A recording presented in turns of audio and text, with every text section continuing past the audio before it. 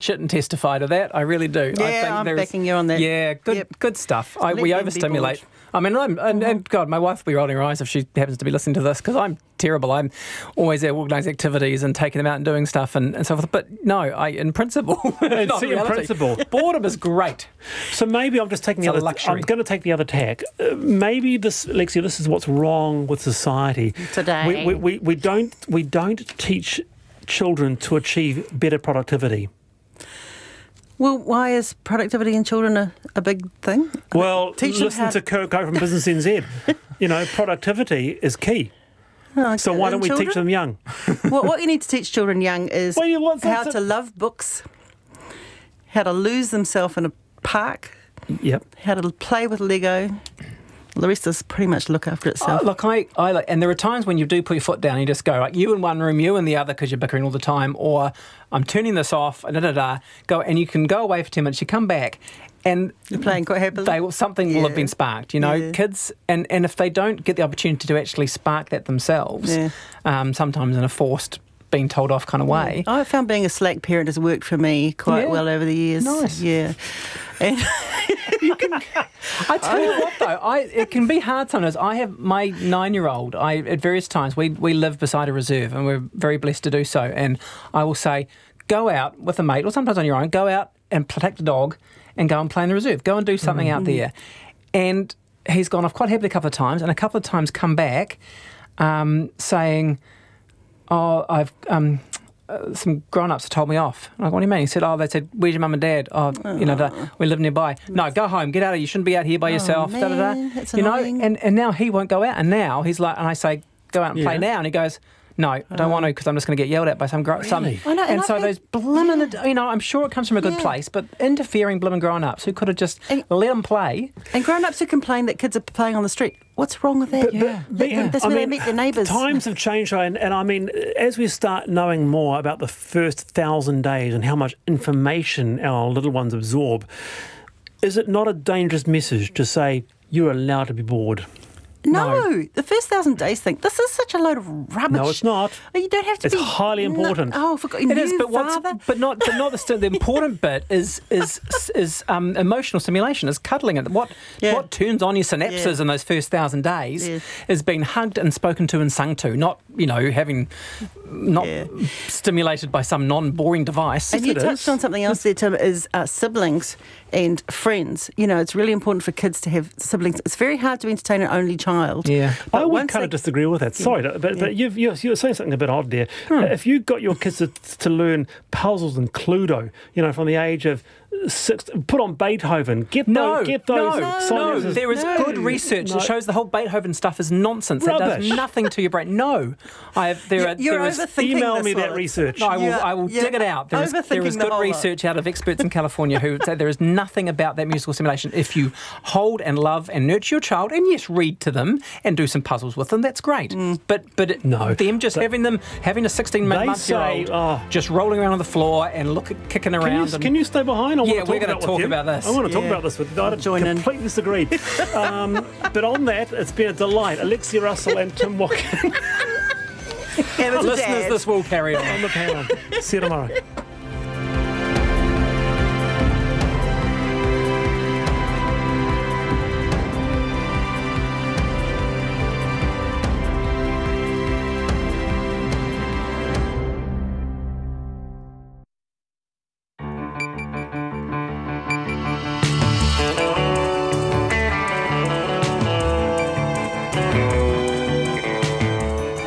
Whakarongo mai koe ki te reo irirangi o Aotearoa. This is Checkpoint on RNZ National.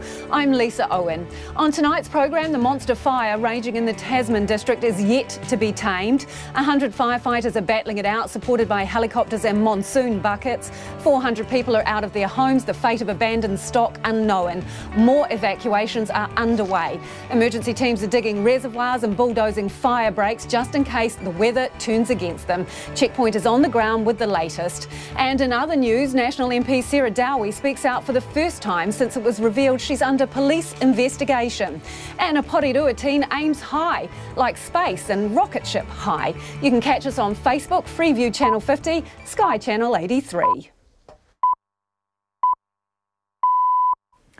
RNZ News at 5 o'clock. Good afternoon. I'm Anna Thomas. Teapot Valley, south of Nelson, is in the process of being evacuated as the fire continues to intensify in the region. Our reporter Ben Strang is there. Ben, what's happening? Yeah, so the residents of Teapot Valley Road are currently coming out of the road at the moment. They're being evacuated, so there's a steady stream of vehicles leaving the valley. What I can tell you is at about 1 o'clock, 1:30 p.m, as we were driving out from Richmond, we could see probably the biggest plume of smoke that we've seen since we've been here over the last couple of days. Now, over the past few hours, that's only intensified. It's probably 10 or 20 times larger than it was earlier. If I look to the north, it's just brown, red smoke, also to the west. So there's something significant happening with this fire around the Teapot Valley area. The evacuations, as I say, are happening at the moment. There's more cars coming past now. Probably 30 or 40 vehicles have come past in the past 10 or 15 minutes. I can even see cattle up on the hill being ushered away from where the fire is. So, yeah, it looks like it's intensifying. OK, thanks, Ben, and I think we're crossing back to you later in the program.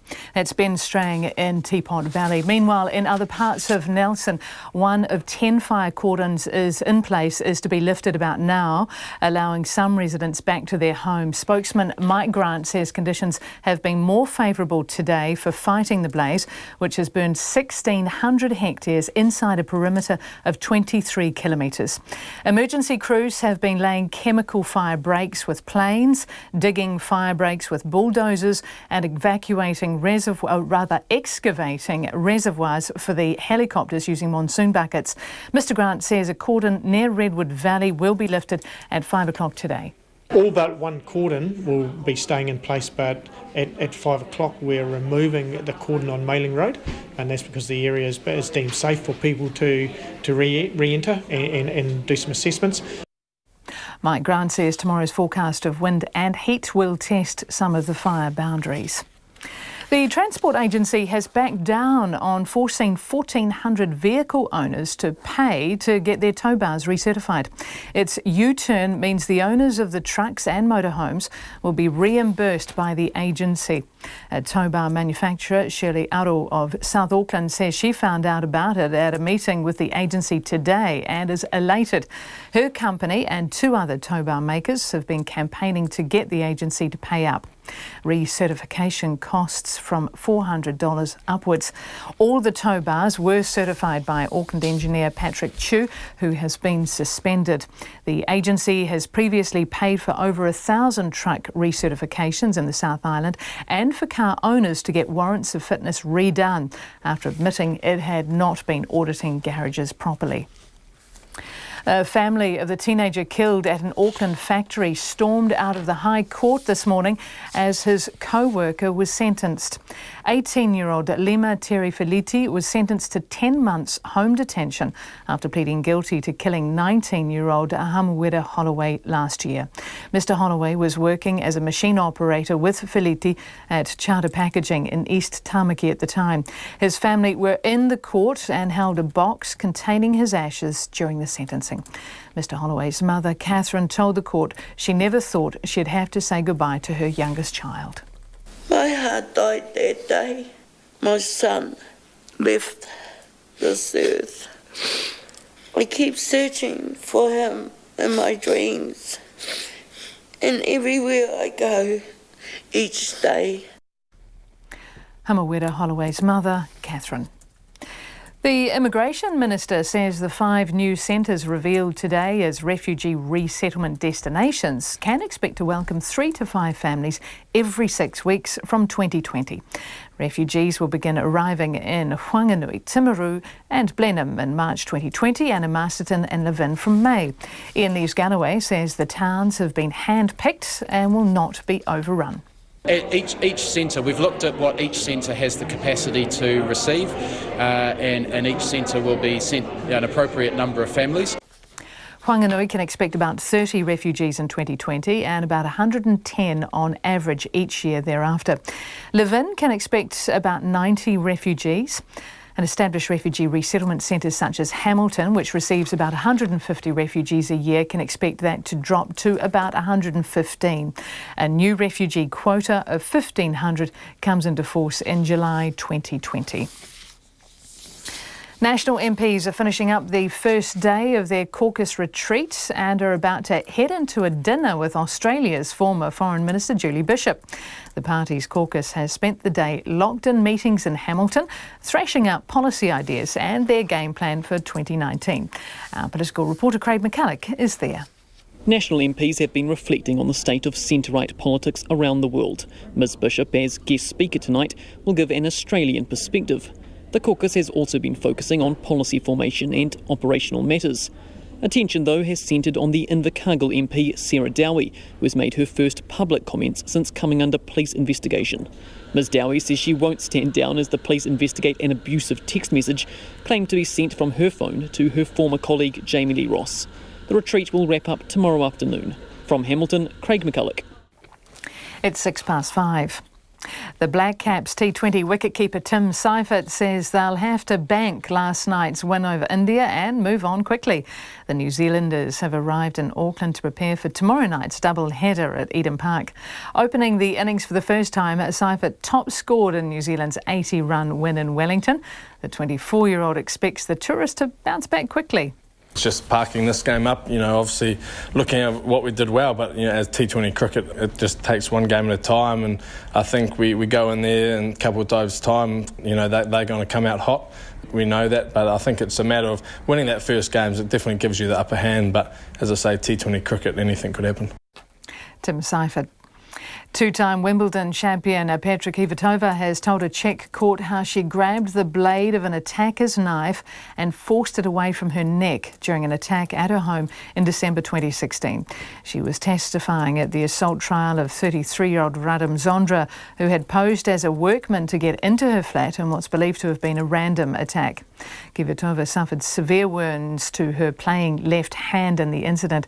She returned to professional tennis in May 2017, crowning her comeback 18 months later with her first final appearance at last month's Australian Open. And the New Zealand Breakers will be playing for pride tonight when they face the Adelaide 36ers in Auckland. The Breakers missed out on the Australian NBL playoffs after a 111-102 overtime loss to Melbourne United on Sunday. And that's the news.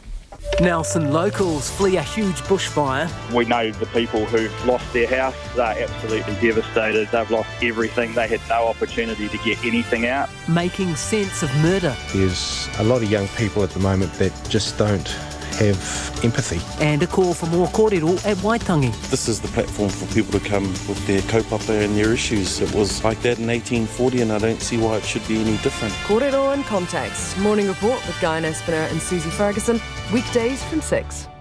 Then on 9 to noon, bedtime stories for grown-ups. The writer whose work has helped over 100 million listeners drift off to sleep. And after 10, inventor and entrepreneur Grant Ryan, who's throwing his energies into helping make New Zealand predator-free with the Cacophony Project. Join me, Catherine Ryan, on 9 to noon after morning reports on RNZ National. And now the short forecast from Met Service until midnight tomorrow. For Northland, cloudy periods and showers clearing, but returning to the east tomorrow morning and elsewhere in the evening.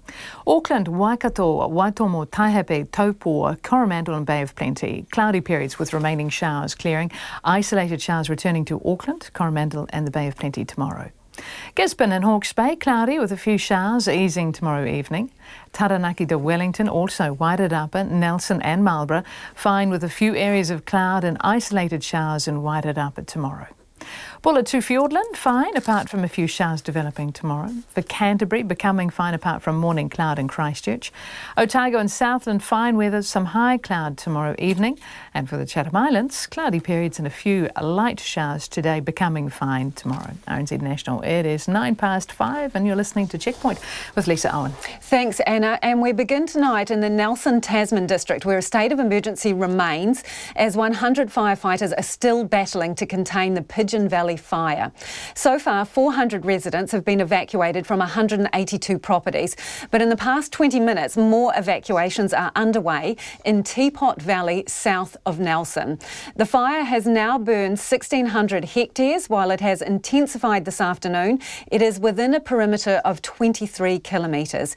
Evacuated livestock is being accommodated at the Richmond Showgrounds. Let's cross live now to our reporter Alex Ashton, who's standing at the cordon at Teapot Valley Road. Alex, what can you tell us? Hi Lisa, well as you said in your introduction there, the cordon's gone up in the last 20 minutes, so as I'm standing here, residents are coming in and trying to get out, and basically they're not too sure what is happening. They got a knock on the door from the police, told them it's too dangerous, nothing specific, and that they had to leave. Looking above, what I can see, the smoke is pretty thick, Lisa. It's definitely the thickest I've seen it. It's been gathering up there all day. And the Red Cross is, just as we speak, just arriving at the cordon and starting to head in as well. So just, a real steady stream of cars coming in and out, and some very confused and worried people. Is there a sense, Alex, that something's changed, that the weather has changed, the direction of the fire, or what's prompted this? Well, yeah, Lisa, it does feel a little bit out of the blue, to be honest, because this morning it was definitely a sense that things were under control, they were in a better position. But late this afternoon, it does seem to have taken a turn for the worse, rather, judging by both this evacuation and just looking at the smoke. You can smell it, and you can just see it. It's much thicker than it was. Alex, I know this has only happened in the last 20 minutes, half an hour that they've issued this evacuation, but have you talked to any of the residents coming out? Are they just sort of collecting up what they can and getting out of Dodge? Yeah, well, we are, and talking to them as they come out. They don't know a lot because they are just being told to leave, but one person I spoke to was quite upset because she was told she wasn't able to go back and collect her pets. Another man had come out. He was just pulled over on the side of the road and was waiting for his son to come out. He was driving out. So yeah, they are confused and they are worried. Thank you so much. That is Alex Ashton, who's standing at the cordon at Teapot Valley Road. And as we said, they've just started evacuating that area in the last 20 minutes to half an hour. Teapot Valley resident Simon Marshall says he's inside the cordon on Teapot Valley Road, watching the fire come towards him and his house. Civil Defence says the increased wind and humidity means 25 properties are now being evacuated as a precautionary measure. Mr Marshall first evacuated his property on Tuesday evening, but returned inside the cordon. He spoke to our producer Bridget Burke a short time ago from the hilltop behind his house. It definitely is coming closer. One of my neighbours' houses is neighbour's house is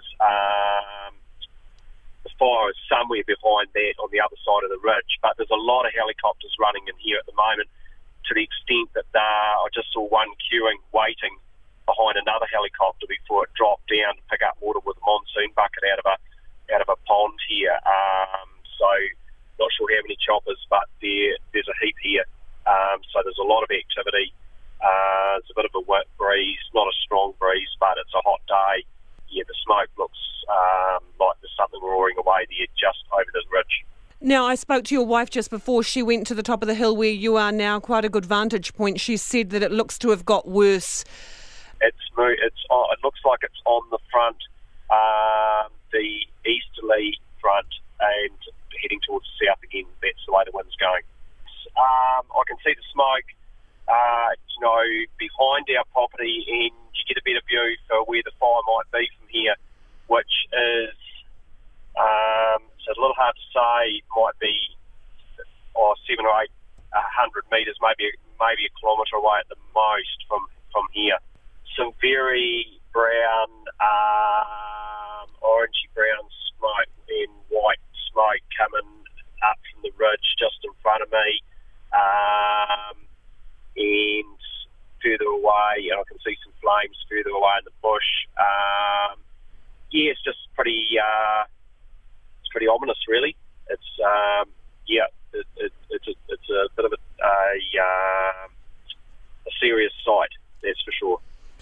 Are you going to go and leave your property soon? Is that it? Are you going out beyond the cordon and going somewhere safe? Yeah, my wife's just gone up to my mother's place at the end of the valley, sweep up a few leaves that are around the house so that there's less risk there. I was going to get into the office and do a bit of office work, plug the computer back in, but I don't think I will now. I think we That's Teapot Valley resident Simon Marshall talking to Checkpoint's Bridget Burke. And in the last 20 minutes or so, Civil Defence says the increased wind and humidity means 25 properties are now being evacuated as a precaution from that area. Meanwhile, Prime Minister Jacinda Ardern arrived this morning to address a community meeting and pledged $20,000 towards a mayoral relief fund. It is well coordinated. They tell me everywhere I went, I asked, do you need more resources? And they tell me at this stage that they have what they need, and if they need more, they feel assured that they will get it. And so I feel absolutely sure that everything that can be done is being done. I want to acknowledge those members of the community who have been affected by this. I've just had a chance to speak to some of them. There's extraordinary understanding. These are individuals who have been evacuated as early as Tuesday, who understand the risk that exists. At this point, even if it looks like their home is in the clear because of the changeability of the wind, the fact that this continues to burn underground, it is still a very volatile situation, and I think people are being really understanding of that. And that was Prime Minister Jacinda Ardern. Our reporter Logan Church arrived in Nelson yesterday, and he and cameraman Simon Rogers spent the day speaking with residents who have had to flee their homes. It's now day 3 of the Pigeon Bay fire, and some of the 400 evacuated residents are already counting the cost. Judy and Dan Curry are among them. Tractor, all of the tools, chainsaws, chainsaws, weed eaters. Well, what dollar value do you think was in there, just off the top of your head? Oh, couldn't say without looking everything up. I'm sorry. Certainly in the thousands, though, wouldn't it? Yeah. I mean, the mower itself was over 20,000, so yeah. The couple have lived in the area for 15 years and own a 6-hectare lifestyle block in the Redwood Valley Road. It's been a scary couple of days for the Currys. They have Jersey cows, goats, chickens and ducks that they had to leave behind when they were evacuated on Tuesday.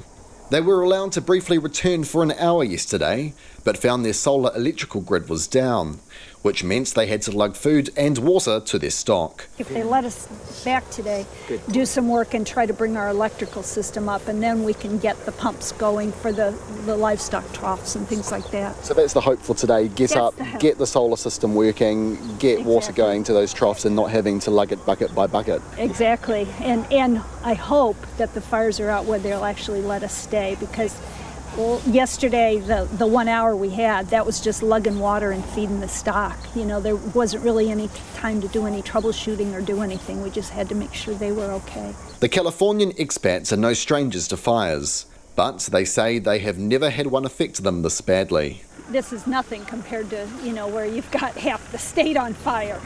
But the difference is that those times when the fire came within a mile or two of our house, the wind was right and whatever, that we didn't have to evacuate. This time the wind was wrong and it took it through our property. So no, the order of devastation is nothing compared to what we've seen in the past, but that didn't affect us personally. This did. Did you ever think coming to New Zealand 15 years ago you'd be stuck in another fire? Oh, no. I mean, this is a place that's green all the time and we get lots of rain. We never worried about forest fires. So, yeah, that was a shock. Hundreds of evacuated residents met today at a local fire station to get an update on where things were at. But it wasn't the news many were hoping for. They were told that returning to their homes was not likely and the fire was not yet under control. And further north, right in front of the fire, it's not hard to see why. I'm standing just in front of the hill where that fire is still blazing. You can actually see over my shoulder helicopters darting in with monsoon buckets, dumping water on that fire. And it's not helped by the fact that conditions here are tinder dry. Just touching the grass in the fields, it just crumples in your hand when you touch it. And locals here say that there has not been any serious rainfall for over a month. And that's something that worries lifestyle farmer Graham Sutton. He has deer and cattle, about 100 in total. The fire melted the plastic pipes on his neighbour's place. His were okay, but he is still worried that he won't be able to feed and water his animals. I've got to go in there every day to feed my stock. And we did that yesterday, but I think they were just not quite organised, and I think a lot of us probably bluffed our way in a bit, told the story, and the guys on the police and the people on the barricades understood the situation and let us in.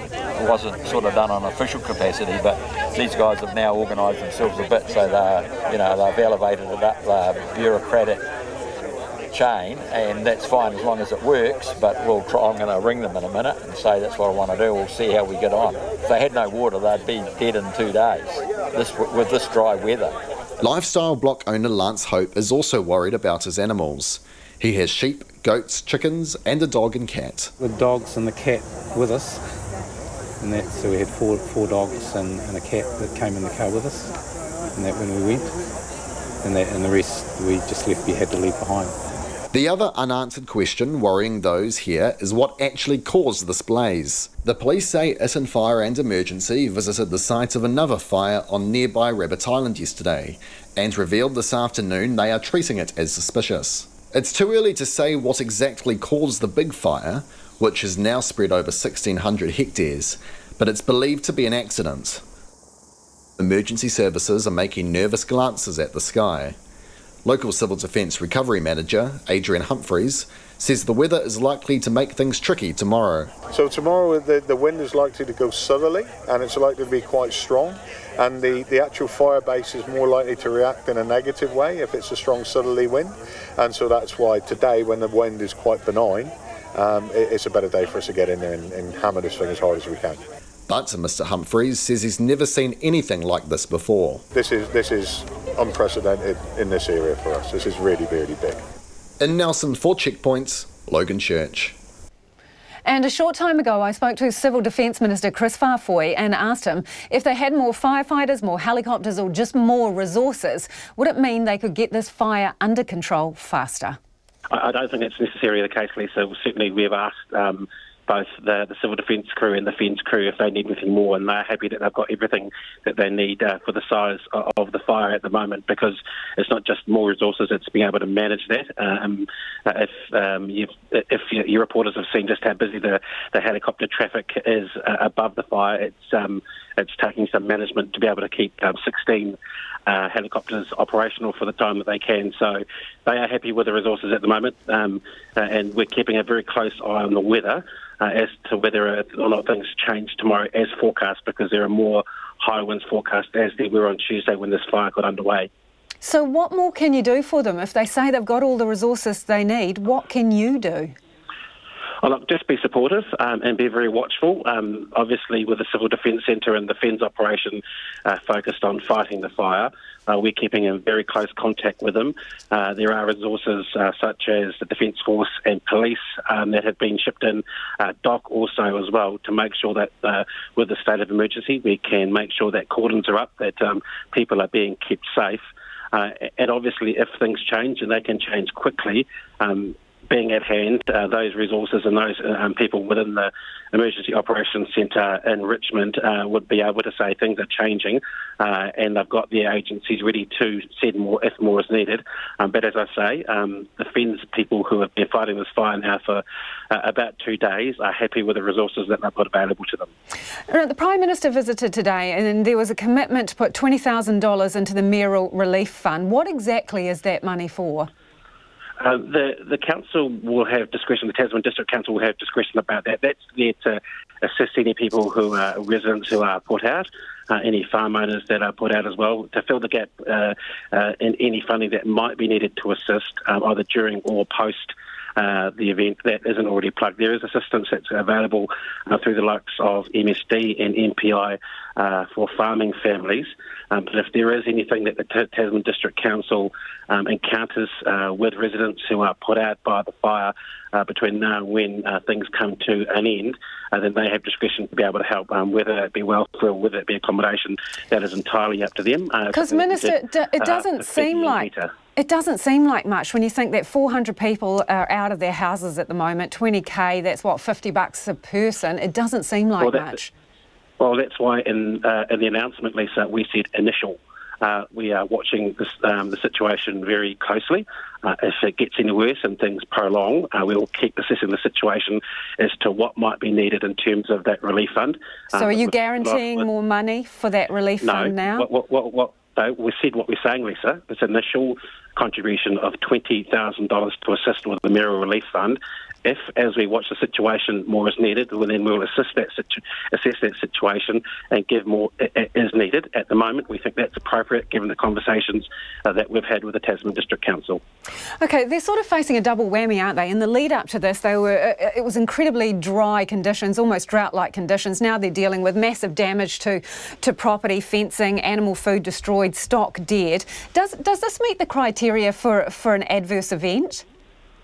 I don't think it does at this stage, and the likes of MPI will be assessing that. Obviously, it's enough for a state of emergency to be declared locally, and that gives them more powers. But at this Are you stage, looking at taking it to the next level, though, Minister? Is the government looking at taking it to that? No, we're not, because the efforts that we've seen so far in terms of stock, and a small number of stock have been euthanised, hasn't got to that stage. But of course, as I said, the weather could change and things could change very quickly, which is why we're keeping in very close contact with both FENZ and the EOC of the Civil Defence Group in Nelson, Tasman, to make sure that we're plugged in, and if more needs to be done, we will be there to offer that. And that was Civil Defence Minister Chris Farfoy. And we'll have more on the fires from our reporters Logan Church and Maya Burry on the ground in Nelson a little bit later in the programme. It is 25 after 5 and you're with Checkpoint on RNZ National. We're keen for your feedback, especially if you're in the area of the fire. Text us. You can text us on 2101, tweet us at Checkpoint RNZ or email checkpoint@rnz.co.nz. Family members of a teenager killed at an Auckland factory stormed out of a high court this morning as his co-worker was sentenced. 18-year-old Lima Terry Feletti was sentenced to home detention after pleading guilty to killing 19-year-old Hamuwera Holloway last year. He was originally charged with assault with a weapon, but the police later upgraded that charge to manslaughter. Our reporter, Katie Scotcher, was at the Auckland High Court. Mr. Feletti, would you please stand? I sentence you to 10 months home detention. Hamuwera Holloway's family gripped tightly to a box of his ashes as Justice Kit Toogood handed Lima Terry Feletti his sentence. Others swore and stormed out of the High Court. Mr. Holloway, who was described in court today as a gentle giant, died in September last year. The 19-year-old was working as a machine operator with Feletti at Charter Packaging in East Tamaki at the time. Justice Toogood described what happened next. You were feeding cardboard through the machine while Mr. Holloway and another were stacking the cut product in preparation for the next stage of the process. At one point, you misfed cardboard through the machine, causing it to fall out and onto the ground. Annoyed, Mr. Holloway picked it up and threw it at you. They then started to argue before another worker separated them and said it wasn't worth fighting as they could lose their jobs. The pair then returned to the cardboard splitting machine. A short while later, Feletti picked up a metal T-shaped tool weighing just over 300 grams and threw it at Mr. Holloway. The tool hit his face and he fell to the ground bleeding heavily. Despite Feletti's effort to give him first aid, Mr. Holloway died shortly after. His mother Catherine told the court he would be celebrating his 21st birthday this year. I now won't be giving him a party for his 21st. Instead, I will have to plan a memorial for his birthday. He had plans of having his 21st with his family. She said she never thought she'd have to say goodbye to her youngest child. My heart died that day. My son left this earth. I keep searching for him in my dreams, and everywhere I go, each day. Feletti's lawyer Lorraine Smith told the court he was horrified by the suffering he has caused Mr. Holloway's family. He realises that not only is he marred and maimed, in fact, through his actions, not only has he damaged his family, but the suffering that he's caused Mr. Holloway's family is massive and it's ongoing. Justice Toogood described Feletti's offending as rash and reckless. What you did was a gross overreaction to what was previously, by all appearances, a relatively minor dispute. It was a juvenile act, but one which had disastrous consequences. Justice Toogood considered his age, his guilty plea and remorse for his offending at sentencing. I tamaki makoto mo te hōtaka o te ahiahi nei, ko Katie Scott Churaho. And Lima Terry Folletti was sentenced to 10 months home detention.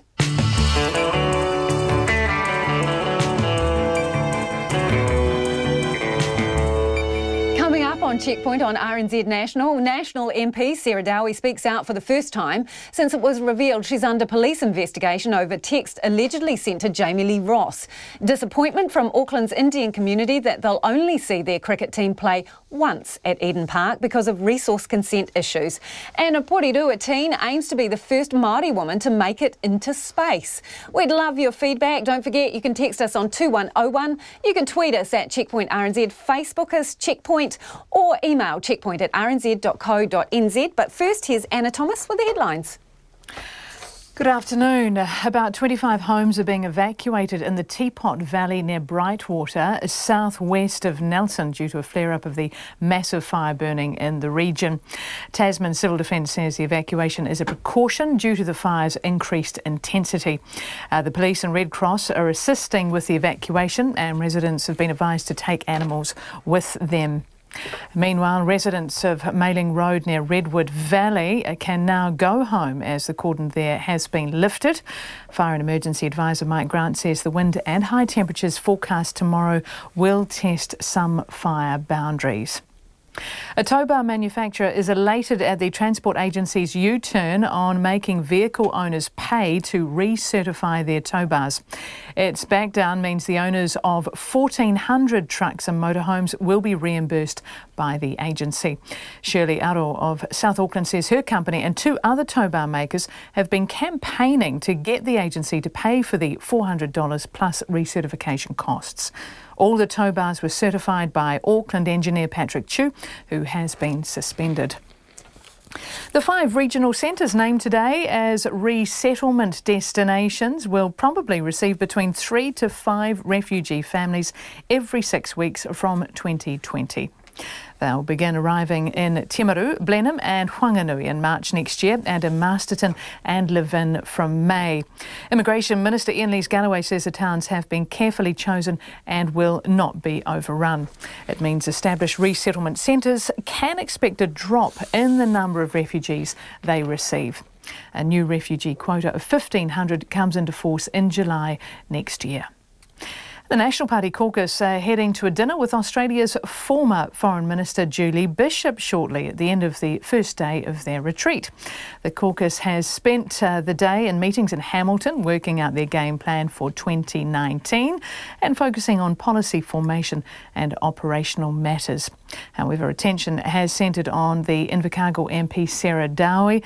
Ms Dowie says she won't stand down as the police investigate an abusive text message claimed to be sent from her phone to her former colleague Jamie Lee Ross. And that's the news. Thanks, Anna. It is 27 minutes to 6. You're with Checkpoint on RNZ National. Let's go to business now with Nona Peltier. Nona, number of New Zealanders out of work has actually risen by 10,000 people. Isn't that a bit strange? Because didn't they drop unemployment stats last year? Yeah, well, they have to revise them. They're very volatile numbers, in fact. So the numbers changed. We had unemployment in the third quarter at 4%, as a matter of fact, not 3.9. I think that was the number it had been originally. So that was revised up, and then the number for the fourth quarter of the year was 4.3% unemployment, which is higher than it's been, and it's on the up. 10,000 job seekers and only 2,000 new jobs created in that period, so that's not very positive either. Those are not, those are sort of drags on the economy. That's not a positive story on the economy, and that meant that it's less likely that the Reserve Bank would want to stop the economy by raising interest rates sooner than later. More likely, they're going to go the opposite direction. So as a result of that, the Kiwi dropped about 1/3%. So we dropped to, I might as well give you the numbers now, 67.5 cents US, and we were above 68 for a while there, touching 69, and 95 cents Australia. Now, that has hardly moved, but that's because the Reserve Bank of Australia has taken a sort of a similar position, saying that maybe the rate might be on the rise or on the low down, because there's some uncertainty there as well. So economies are slowing down around the world, and New Zealand is in that same spot. And in other news, this medical software company, Orion Health, the founder and main shareholder of the company is, leading a move to take his company private again. What's going on there? Yeah, confusing, isn't it? Well, in 2014, this company was really the hot stock to watch out for, and it was a really big initial public offering, a lot of hoopla, bell ringing, big party, big deal. In fact, that company, when it came to market, their issue price, it premiered float on the float when it started the listing. It was at a 14% premium to the listed price, the offer price. So it was like immediately a $1 billion company at $6.50 a share. Now that's a whole long way from where it is today. So the company's been trading pretty low, and today was at $1.21, up 5% after the founder and primary owner of the company said he was going to take it private again. Now, that's not going to be a difficulty, because late last year he offered to buy back some shares, and that's following a real dismal performance. This company has been a disappointment from the get-go, and as a result, that's reflected in the share price. He's going to be offering, I think, $1.22, which is what he bought back shares at late last year. So he owns 86% and has locked up a total of 93% of the company. So this is just a formality. He can compulsory acquire those shares under the takeover code. So, yeah. Interesting. You've given us the New Zealand dollar, but what about the markets generally? Yeah, well, we ended up 2/3%. That's a 60-point rise to 9,134.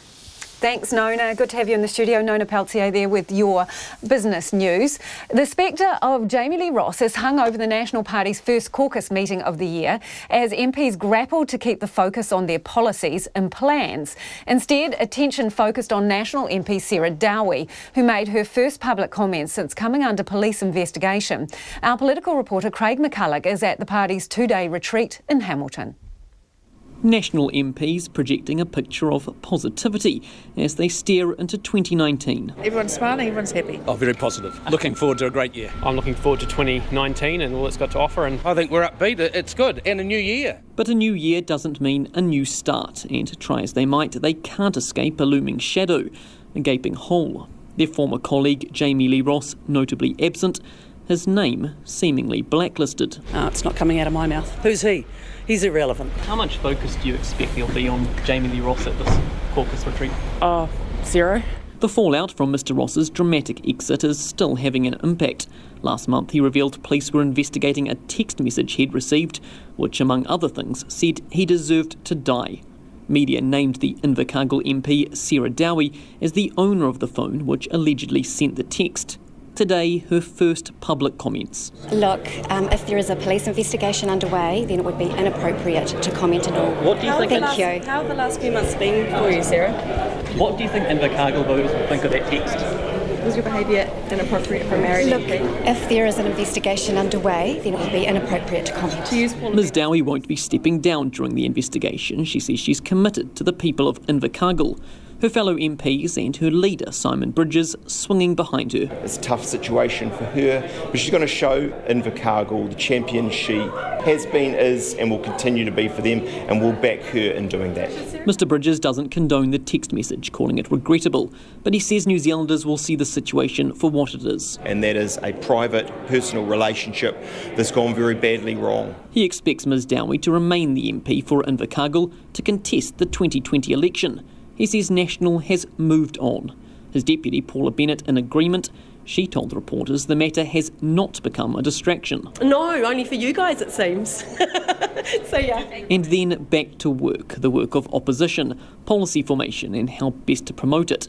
how to hold the government to account and avoid distractions. It's sort of been all about policy. Focused on particularly policies. And we're doing some heavy lifting policy work. Expect more of the same tomorrow. The caucus heads into a dinner tonight. The guest speaker, Julie Bishop, Australia's former Foreign Minister.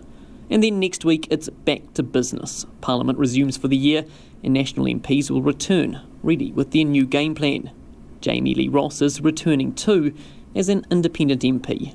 From Hamilton for Checkpoint, Craig McCulloch. The government has announced 5 new centres which will become refugee resettlement destinations as the country gears up to welcome 1,500 refugees a year from 2020. Refugees will begin arriving in Whanganui, Timaru and Blenheim in March 2020 and in Masterton and Levin in May the same year. Our Whanganui reporter Robin Martin was in the city for the announcement. New Zealand's refugee quota increased to 1,000 from 750 in July 2018, and the government announced in September last year that it would rise again to 1,500 in July 2020. The Immigration Minister, Ian Lees-Galloway, told a small audience at Cook's Gardens that today's announcement delivered on a commitment to increase the number and spread of refugee settlement support services around the country. What we need is places that have got the capacity to receive the refugee families when they come to New Zealand. So what we're looking for is places that have got housing, that they've got health and education services available as well, but also communities that are used to receiving migrants and are well geared up to do so. And Whanganui is a place that in the last few years has had a lot of new people come to settle here. Mr Lees-Galloway says making the announcement a year before refugees arrive would give Whanganui, which is in the grip of its own housing crisis, time to prepare. He says each of the resettlement centres revealed today, plus one yet to be announced, will eventually receive dozens of refugee families each year. Initially, it will be about 3 to 5 families every 6 to 8 weeks. And that'll start slowly here in Whanganui and build up over time. But each centre, we've looked at what each centre has the capacity to receive, and each centre will be sent an appropriate number of families. Mr Lees-Galloway says no refugee family will arrive without a home organised for them. Whanganui can expect about 30 refugees in 2020 and on average about 110 a year thereafter. Levin, meanwhile, could expect about 90 refugees. Established refugee resettlement centres such as Hamilton, which receives about 150 refugees a year, could expect that number to drop to about 115. Whanganui Mayor Hamish McDougall says the community will embrace the newcomers. I think the Whanganui community will give them a great welcome. I remember seeing the footage of people arriving in Invercargill, and it'll be the same. There were at least 30 or 40 people actively involved in the initial application to be a refugee resettlement area, and they were so diverse. Mr McDougall says finding work might be a challenge, but it's not insurmountable. I don't want to minimise the difficulties there will be for refugees to come here. It's a completely different culture. They've been from a place of trauma, so it is always a difficult time, but in terms of manaakitanga, Whanganui will be unsurpassed. Fijian Immigrant and Early Childhood Centre Director Helen Puhipui says the new arrivals will need help establishing networks to get started. How to, where can they get support for their children, with education, schools, early childhood centre, with health. I think those are the big ones, and work and finding a home. Anashua Fletcher fled the Sri Lankan Civil War and now lives in Whanganui. Ms Fletcher says refugees will find all they need in the city. Well, we've certainly found it to be extremely welcoming of us. I think there's a real desire here to welcome people and to be hospitable and generous. Yeah, so I'm really excited actually. There's a sense of people knowing one another that you don't get in a big city. New Zealand now has 13 refugee resettlement locations, with one more to be added. The nationalities of the refugees destined for the new centres are yet to be determined. Hi Whanganui mo te hōtaka o te ahi ponei, ko Robin Martin ahau. This summer's big dry has outer East Auckland's growing population clamouring for a main water line into the area. Locals in Bucklands who rely on water tanks say people are pouring in because of new developments and water orders are backing up. Jessie Chang reports. Long-time resident Melanie Butzbach has had plenty of practice conserving water, but she says this summer she's had to tighten the belt. Mrs. Butzbach says those new to the town are panicking and locals are getting frustrated. Yeah, I have heard a lot of people complain, to be honest. I have heard, back when they did the sewage lines years ago, people can't understand why the mains wasn't done at the same time. Melanie Butzbach says communities along the Pohutukawa coast feel forgotten. We are a part of Auckland, and I do find that they kind of think we're a little community, but we're growing rapidly, and it covers everything. It covers the water, it covers schooling, it covers everything out this way. So you got to start somewhere. So maybe the water mains is a good way to bring us into what Auckland City is like. Chris Julian is the owner of the water tank company Rural Waters and says he's been flat out making water deliveries for the past 2 weeks. He only covers the South Auckland area and has to turn down dozens of requests for water every day.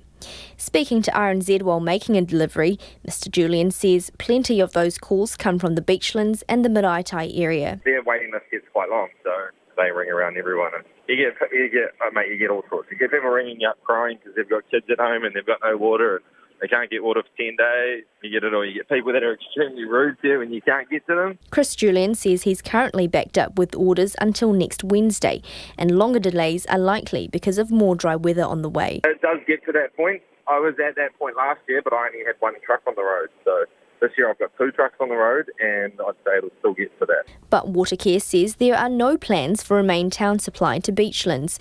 Its network planning manager, Andre Stewart, says while the community is growing, it's just too expensive to do. It's roughly 17 kilometres back to the metropolitan network, which is quite expensive. It would be in the order of $30 to $40 million to build a connecting pipeline back. But Andre Stewart says Watercare would consider works in Beachlands if housing developers offered to work together. Where there's the demand and where there's the willingness to make the investment, and it's between developers and between Watercare, then there's an opportunity. Mr. Stewart says there's been talks with the community in the past about a main water line.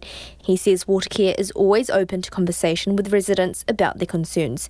I tamaki makoto mō te hōtaka o te ahi nei, ko Jessie Chang tēnei.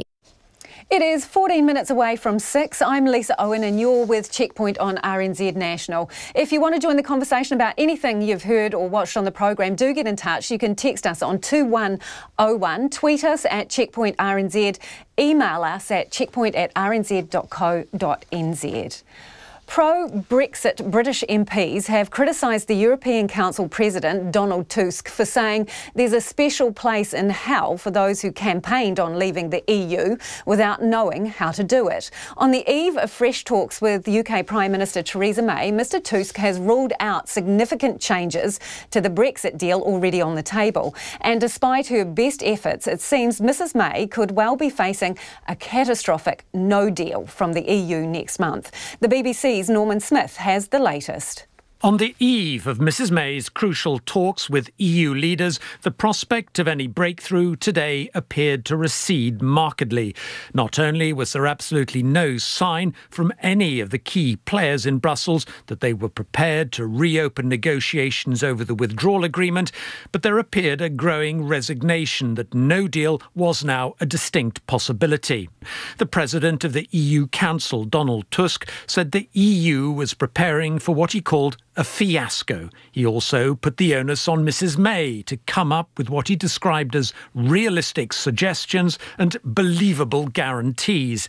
And in a clear sign of the anger and frustration felt in Brussels, Mr Tusk made this calculated and charged observation. I've been wondering what that special place in hell looks like for those who promoted Brexit without even a sketch of a plan how to carry it Seemingly unabashed and unaware the microphones were still on, Mr Tusk could then be heard laughing after the Irish Taoiseach Leo Varadkar told him they'll give you terrible trouble in the British press for that. Reaction at Westminster, however, was immediate and furious. This was the Leader of the House, Andrea Leadsom. I think that what he has said is pretty unacceptable and pretty disgraceful. It totally demeans him to stoop to such a spiteful tweet. And this was the response of the Vice Chairman of the Tory Brexiteers, Mark Francois. If he thinks by using, rather bombastic language, he's going to bully the House of Commons to give in, I suspect he's going to be very sorely disappointed. Some Leave supporters, however, saw Mr Tusk's comments as a sign of weakness.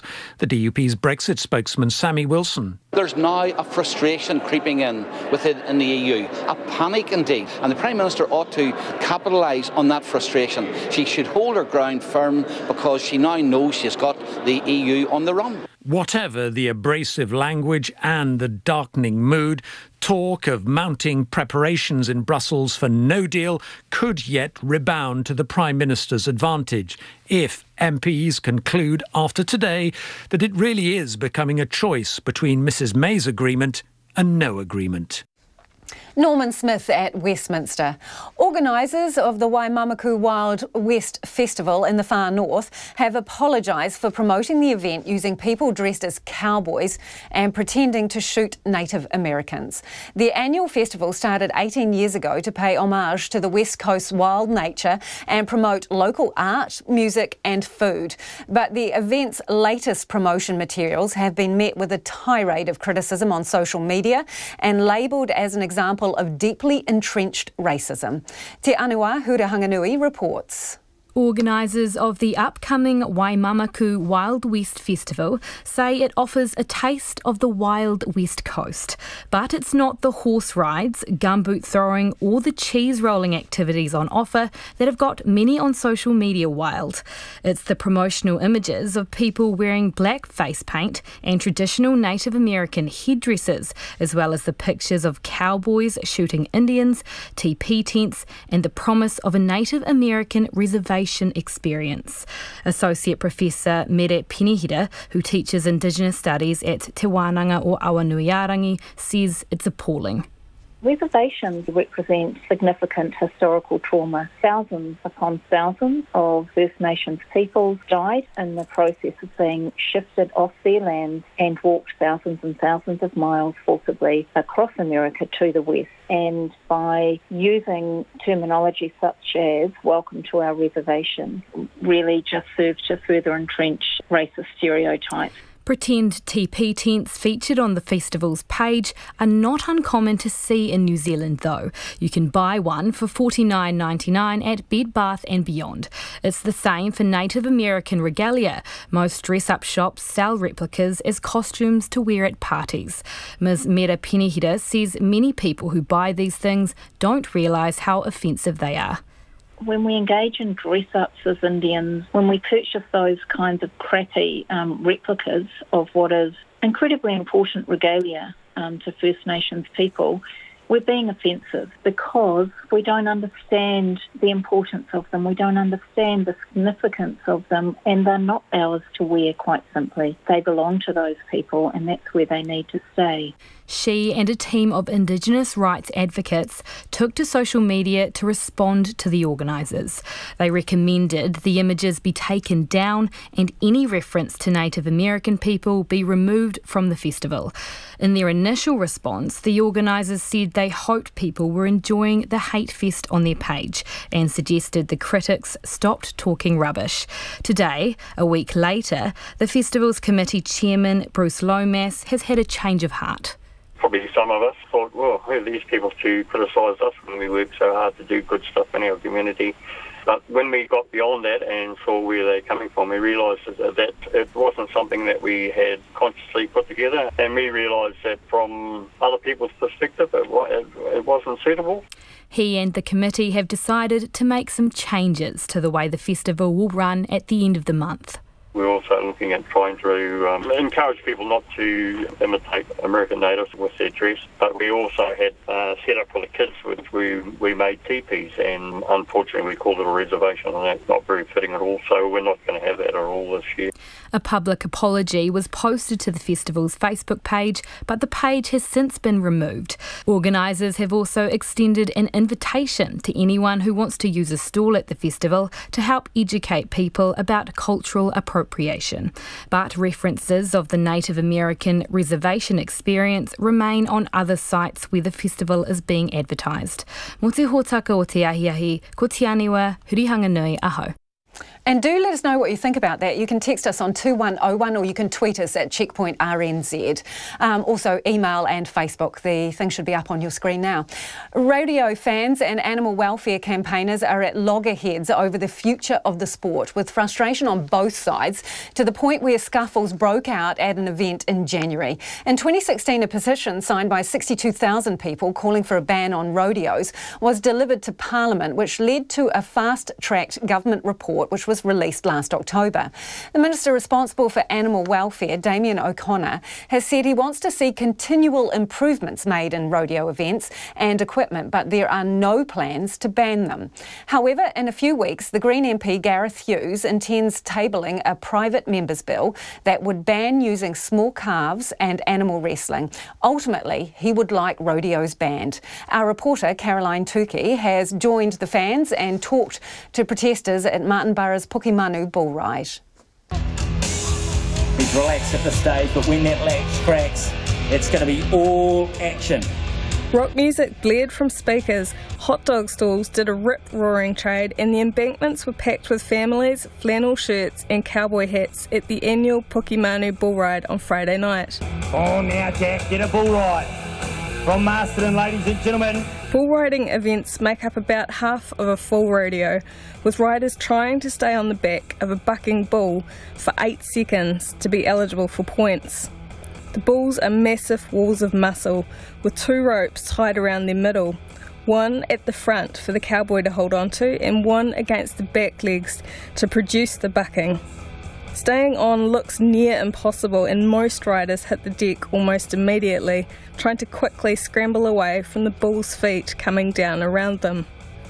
Hunterville's Will Bruce was the first rider to stay the 8 seconds on Friday and came back to the pens breathing hard and grinning. Adrenaline was about 1,000 out of 100, you know. You just got to kind of hang on for the ride, really. Obviously, it's your hand that you're hanging on with, but you hang on with your knees, these big spurs we got here. As you've seen by the condition of these bulls, you know, they're nice and fit and healthy and happy. I got booted in the head at Christmas Day and opened up my ear a bit and had my knee dislocated. It's the kind of sport it's really addictive. Once you get a feel for it, you know, you just can't stop.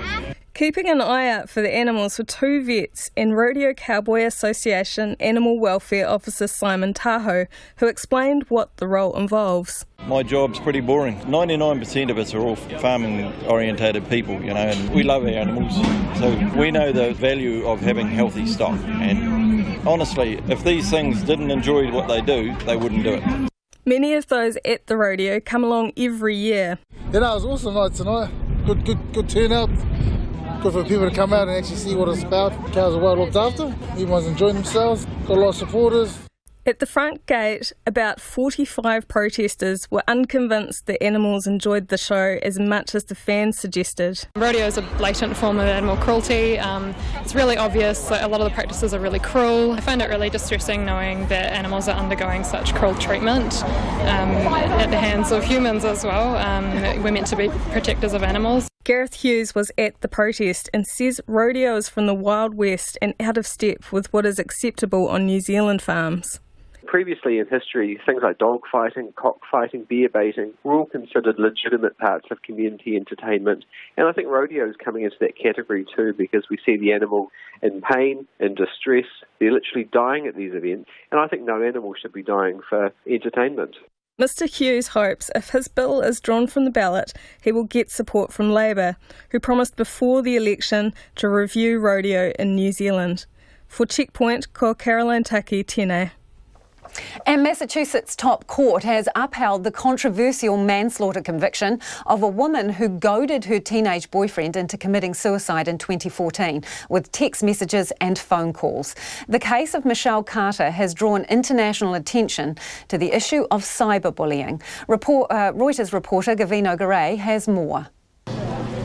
The top court of Massachusetts on Wednesday upheld the manslaughter conviction of 22-year-old Michelle Carter, who in 2017 was found guilty of using text messages and phone calls to pressure her boyfriend into killing himself. I've created a monster out of myself. Conrad Roy, then 18, died on July 12, 2014 by filling his parked truck in Fairhaven, Massachusetts with carbon monoxide from a generator. Prosecutors said Roy had briefly left the vehicle but returned after Carter urged him by phone to, quote, get back in.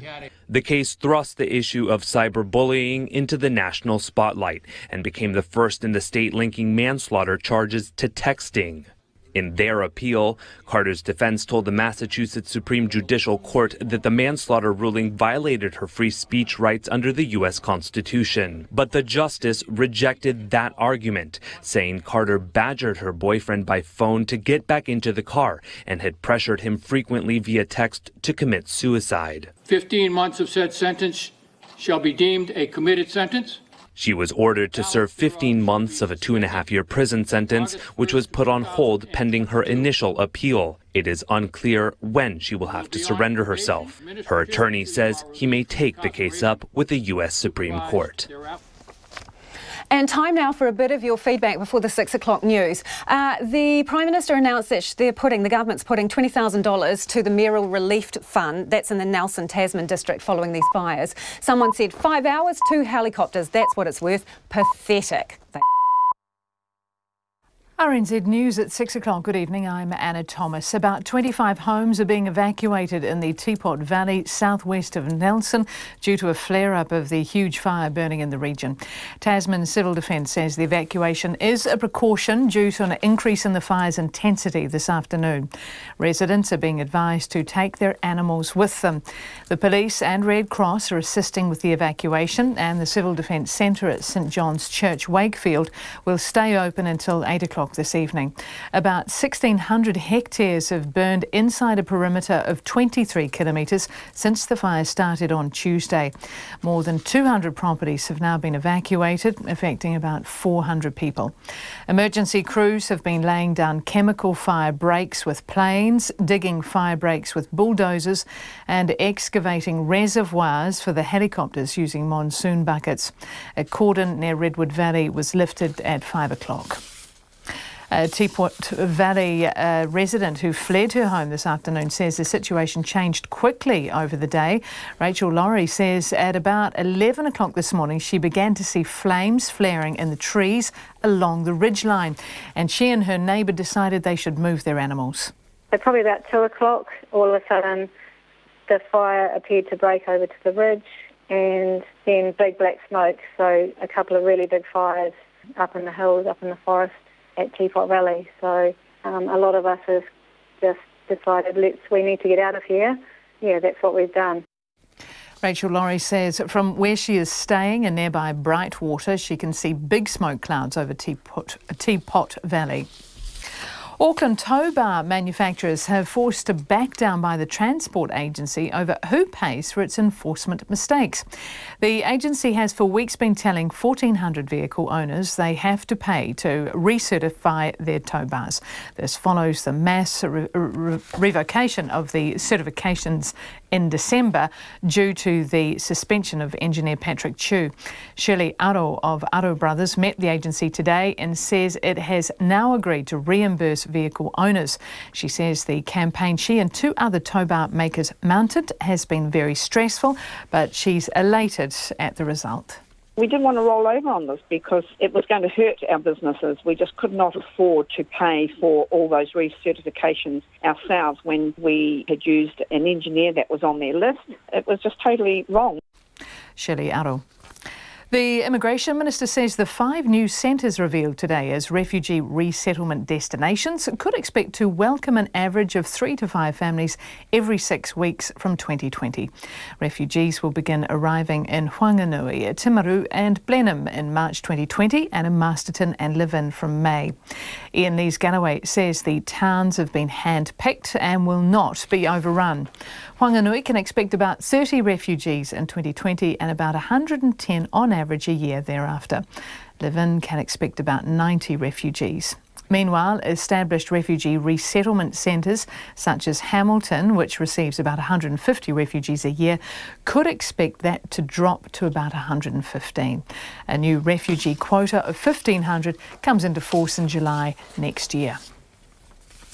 The Australian Liberal MP Julie Bishop says she's delighted to have been invited to share her experiences and potential lessons with the National Party. Ms Bishop, a former Australian Foreign Minister, has been invited to speak at a dinner tonight at National's caucus retreat in Hamilton. Ahead of the event, she told reporters she was looking forward to speaking about her move more than 20 years in politics. Ms Bishop has been vocal in her support of women in politics and was asked whether National needed to recruit more women. Well, I have no doubt that that's a matter on the agenda, and it's an experience that I can share from the Liberal Party's perspective in Australia. We want to see more women attracted to politics generally on all sides, not just on the centre-right side, but on all sides of politics. The Liberal MP Julie Bishop. Residents in East Auckland relying on tank water are being warned of long delays for water deliveries as the long dry spell continues. Water suppliers say deliveries to Beachlands have been extended by up to 10 days after weeks of hot weather. Long-time resident Melanie Butzbach says locals are fed up with the water shortages every summer. We are a part of Auckland, and I do find that they kind of think we're a little community, but we're growing rapidly, and it covers everything. It covers the water, it covers schooling, it covers everything out this way. So you got to start somewhere. So maybe the water mains is a good way to bring us into what Auckland City is like. Melanie Butzbach says while her household is used to being stringent with water, a reticulated supply would ease the burden. Watercare says there are no plans for a main town supply to Beachlands because of the project's $30 to $40 million price tag. It's 6:05. The Wellington Phoenix will welcome back 2 key defenders in what could be a season-defining game when they take on the Jets in Newcastle tonight. Captain Andrew Durante missed the 3-0 loss to Perth through suspension, while Steve Taylor missed the game because of sickness. The Phoenix currently sit in the last playoff spot in 6th, 8 points ahead of 7th place Newcastle. Phoenix coach Mark Rudin says it's important for his side to bounce back. That's the plan, good teams react, and when we lost against Sydney after that great run, we challenged them to get a reaction. We did it against Melbourne City. We've taken points of every team in the competition. Not one team has taken 4 points against us. That gives us a lot of confidence moving forward, particularly at the business end of the season. Mark Rudin and the Phoenix beat Newcastle 2-1 in round 1. A body has been recovered from the wreckage of the plane that was carrying Argentina-born professional soccer player Emiliano Sala and the pilot. Sala had been en route from France to make his debut for Premier League team Cardiff City when the plane disappeared over the English Channel. And the Warriors playmaker Blake Green is playing down a hamstring injury, saying he'll be fit before the NRL season begins. Green shapes as a key player this year at Mount Smart after the departure of halves Sean Johnson and Mason Leno. The club has opted against recruiting a high-profile replacement and will reveal a partner for Green from within their ranks. The Warriors' first trial game is against the Melbourne Storm on February the 22nd. And that's the news. Tonight on Nights, Alison Balance has news of a native frog making a comeback in the King Country. We have a window on the world of Le Cordon Bleu, the small French cookery school that became a powerhouse of modern cuisine. And Lien Hoang is on the line from Vietnam, where conspicuous coffee consumption is another sign of a growing middle class. On Nights with me, Brian Crump, from After the News at 7 on RNZ National. And now the short forecast from Met Service until midnight tomorrow. Northland and Auckland, cloudy periods, showers clearing this evening, but returning in the east tomorrow morning and elsewhere in the evening. Waikato, Waitomo, Coromandel, Bay of Plenty in the central high country. Cloudy periods with remaining showers clearing this afternoon. Isolated showers returning to the Coromandel, Bay of Plenty and Taupō tomorrow. Gisborne and Hawke's Bay, cloudy with a few showers, easing tomorrow evening. Taranaki to Wellington, also Wairarapa, Nelson and Marlborough. Fine with a few areas of cloud and isolated showers in Wairarapa tomorrow. Bulla to Fiordland, fine apart from a few showers developing tomorrow. For Canterbury, fine apart from morning cloud in Christchurch. Otago and Southland, fine weather, some high cloud tomorrow evening. And for the Chatham Islands, increasing fine spells. RNZ National, it's 6:08 and you're listening to Checkpoint with Lisa Owen. Thanks, Anna. And let's go back now to the Nelson Tasman district, where further evacuations are underway in the Teapot Valley as 100 firefighters battle to contain the Pigeon Valley fire. More than 400 residents have been evacuated from 182 properties since Tuesday, with people being advised to take pets and animals with them. The fire has now burned 1,600 hectares and has intensified this afternoon due to increased wind and humidity. The Tasman Fire Incident Controller, John Sutton, joins me now live. Hi John, can you tell us what the latest is there? Yes, there's a further 25 houses have been evacuated as a precautionary measure, nearby where the fire has increased its activity since the middle of this afternoon. So what's happened, John? Has the wind picked up? Has it changed direction or what's going on? Both those things have happened. The wind shifted to the northerly direction and increased in wind speed. We've been getting winds up to 35 kilometres per hour, gusting to 45, and that really does start putting pressure on us because that'll increase the fire activity and start pressuring the perimeter line of the fire ground. At the moment, the where the fire activity is occurring is actually still within the perimeter of the fire, but it's very close. So we're working pretty aggressively to try and keep it within the perimeter. Would you say you're winning at this point?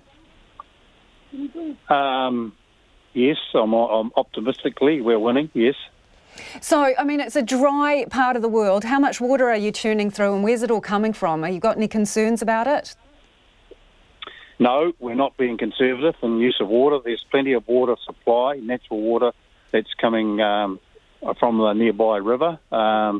Unfortunately, water is reasonably close to where it's needed on the fire, so that's not the problem. It's just a matter of getting enough of it on there. Once the fire becomes this active, the heat that it generates minimises the effectiveness of water. You need more water to cool it down. So wind is your enemy, right? And you've said that the wind is causing you some problems now and into the evening. And the wind is expected to be up tomorrow as well. So what's been your strategy in preparing for the onslaught? What have you been doing today? Yeah, we've been predicting these wind events. This actually did happen a little bit earlier than what we expected today. And strategy we've been putting in place for the last 2 days is trying to give us a little bit of depth on our perimeter, so we're able to defend that. So we've just got to continue doing that, Bridget, into the near future. That's really all we can do. So I saw on your website you are bulldozing fire breaks, is that right, and digging reservoirs? Yes, we're bulldozing fire breaks, and we're also putting in retardant lines, which is a chemical fire break as well. So we've been doing this strategically, from our predictive work, where we think that pressure points are going to occur on the fire perimeter, and we're actively continuing that 24 hours a day. So we're told that you've got all the resources you need. Is that right? Or if you had more to throw at it, would you get it under control faster? No, that's not the problem. We just need more time. Another day before the wind strengthened would be the best thing that we could possibly ask for. Is that going to happen though, John? Are you going to get that time? I don't know. Yeah, I honestly don't know. You know, we just got to. We can work as strategically as we possibly can, which I think we are. But in the end, we just have to deal with the weather that confronts us, you know, at the time. So Teapot Valley. Sorry to interrupt you, John. Teapot Valley, you've got, what you said, another 25 houses that need to be evacuated now. Do you anticipate this evening that there's going to be any more people that you need to evacuate overnight or into the evening? We don't anticipate that, but one of the wind shifts tomorrow was to the south, and if that occurs and the fire progresses in a northerly direction, there would definitely be more. There would need to be further evacuations. But and what kind of number? That's a fair way down the track yet. Yeah, but I'm sure you've looked at that possibility. And how many houses would you be talking about if it did go that way? I'm not actually certain. I'm sorry, Bridget, I can't give you that number. Sorry, John, it's Lisa here. I know you've probably talked to hundreds of people today, but also, what can you tell us about stock within the cordon? Some of the residents are really concerned about getting back to animals. Do you know how many deaths there have been? Is there any possibility of getting to those animals inside the cordon? Yes, and the Civil Defence, with the help of the police, have been coordinating a process of restricted returning to property for specifically that reason, and that's been progressively happening today. Thanks for joining us, John. You'll be best of luck. You'll have a lot on your plate. That is John Sutton, the incident commander there from the fire in the Tasman area. As you heard, not anticipating more evacuations overnight, but weather conditions tomorrow may pose problems. Our reporter Logan Church spoke with evacuees Ian and Maureen Grage, who have been evacuated. When did you start seeing things sort of going wrong? I saw a puff of smoke about 2:30 in the afternoon when I was doing some painting. It was a big puff and I thought, of smoke. Oh, strange. And within an hour, crikey, it was a big grey, browny, black puff of smoke. So I went off to a meeting then and left you in charge, didn't I? Yeah. It was unexpected and unbelievable, really, at first. And you kept seeing the smoke, and I kept going out and looking at it and thinking, oh, it hasn't come over the hill. But eventually, a neighbour phoned and said, oh, it's getting quite close. And because I was there on my own, I just thought, right, I'm going to put some stuff in a bag. And but not, again, it wasn't totally appropriate stuff. Well, I did put in 2 changes of clothes for both of us, and the computer, and 1 photograph album with photos of our children and what have you. And some food. Oh, and some food, and the address book and the telephone book. But then as I was about to leave, I remembered I actually need the leads to charge these things, so I had to go back for the leads. Well, I thought it was heading across our front, the back of Redwood Road down towards the sea sort of thing, or down towards Richmond. But it didn't. The southwesterly would have headed in our direction, which is obviously what it did, at a hell of a rate, yeah. So left Tuesday now, what sort of properties do you guys have? Are they lifestyle blocks? Just lifestyle blocks, yeah. Yes. Yeah. And what animals have you got? Oh, we've only got chickens. Four just chickens. 4 chickens. The paddocks behind us, the fire have obviously managed to stop the fire just at the boundary, because you can see where it's just come through the hedge of the paddocks behind us, and then down around and below Lance's place, it's all burnt. I mean, it's frighteningly close, really, because it's just something you normally see on the TV. And the fire affecting Nelson comes on the heels of a long, hot and dry spell in the region. Farmers in the area are being told to make preparations amid growing concerns a severe drought is likely. Our rural reporter, Maya Burry, is standing by an orchard in Appleby, which is right near the southern point of Tasman Bay, and she joins me now. Hi, Maya. How are things looking there? Hi Lisa, it's tinder dry here. Just across the road from where I'm standing is a very brown looking paddock with grass that looks like straw, and I'd say that's a pretty fair representation of how a lot of this region is looking at the moment after weeks of no significant rainfall. There have been significant water restrictions put in place, and that's starting to have an impact on orchardists and farmers in the area. One of those farmers affected by the water restrictions is apple grower David Easton. Speaking to me earlier today, he said he'd never seen 50% water cuts imposed so early in the year. The last time this happened, it was much later in March, he said. And so that's a pretty big worry for Mr Easton and other orchardists, vegetable growers and livestock farmers in the area. They have a whole lot more of the hot weather to get through, yet much less water than they'd usually use to draw from. And, it's still too soon to say what this will mean for yields and the likes. So what have they been told to do? Well, they are fairly used to dealing with these dry, droughty conditions, but in terms of practical advice for farmers, the Rural Support Trust is saying they need to take this seriously and make hard decisions now, essentially prepare for the worst, whether that means letting go of some stock, selling it or sending it to the works, buying in extra feed or organising extra grazing. They really want farmers to make contingency plans for what they're calling a long dry period. Thanks for that update. That is Maya Burry, who is standing by an orchard in Appleby. Conditions very, very dry there. As teenagers head back to high school this year, most will be focused on getting through NCEA and maybe looking towards university or future qualifications. But one Porirua student is setting her sights a little higher. Well, actually a lot higher. 17-year-old Rianne Taro has been accepted into a space camp program which takes place in Alabama in the United States. She wants to eventually be the first Māori woman to make it into space and is doing everything she can to make sure she gets there. We sent our reporter Nita Blake-Person and visual journalist Bex Parson-King along to meet the budding space cadet. They filed this story. Rianne Taro is gearing up for her biggest year yet. She's heading into year 13 at Mana College, and in addition to her schoolwork and multiple leadership roles, she's on a mission to make it to Mars.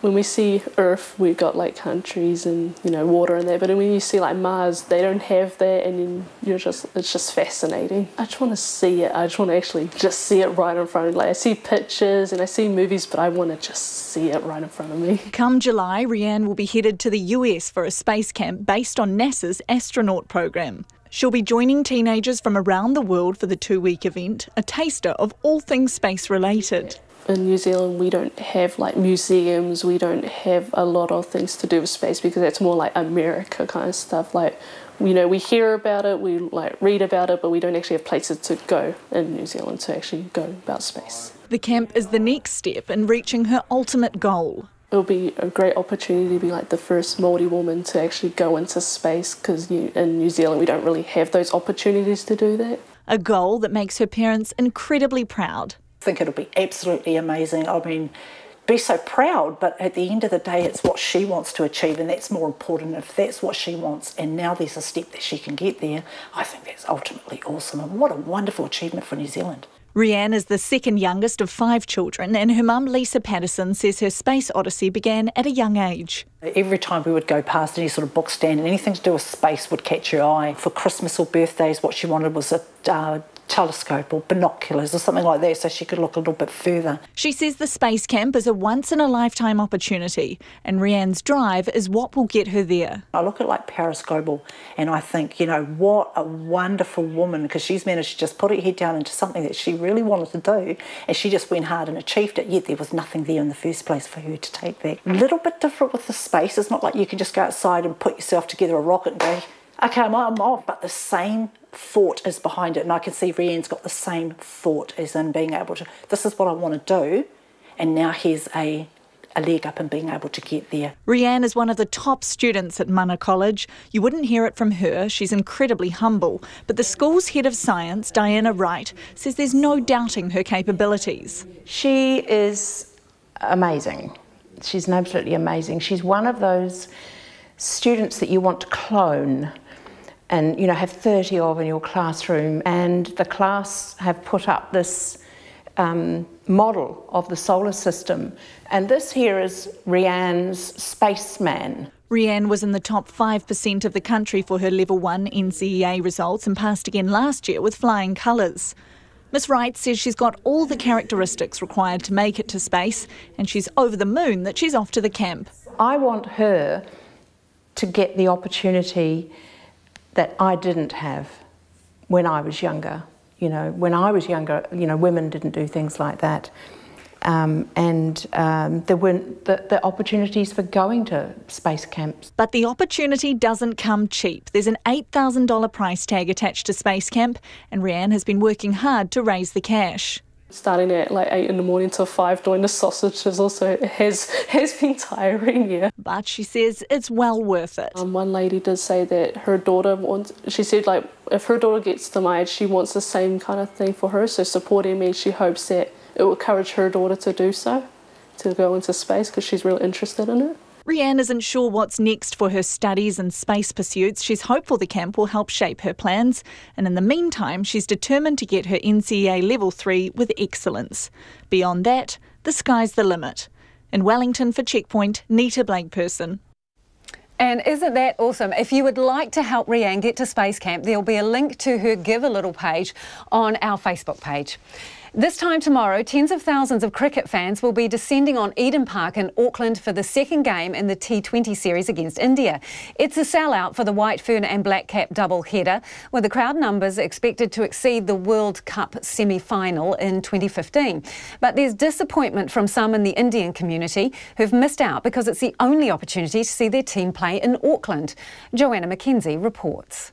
Opening up and another one. It's a repeat. Caught curveball to Tahuhu. The White Ferns on their way to claim victory in the first T20 of the India Tour.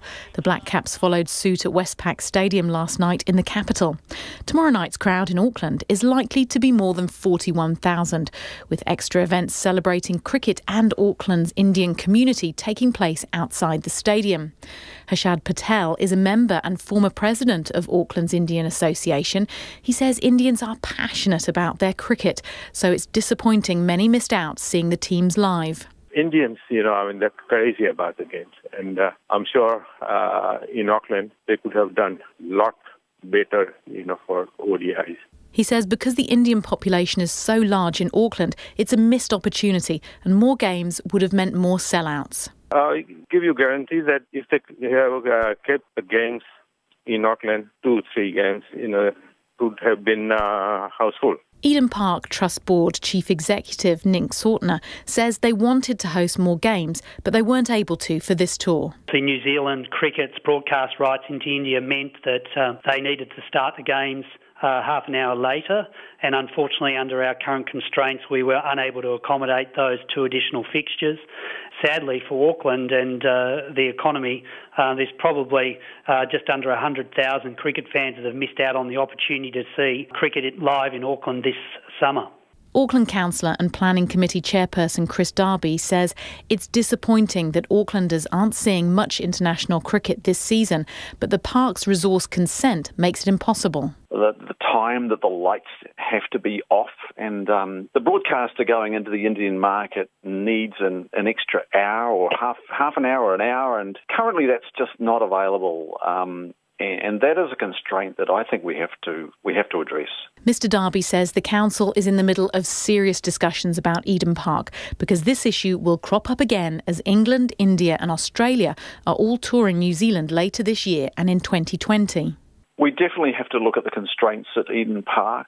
It's just not viable if we continue down this track of not being able to accommodate cricket and some more night rugby and potentially concerts as well. And I know that's a very sensitive issue, particularly for those that are local residents. New Zealand Cricket's told RNZ it's working through the resource consent constraints with the council for next season.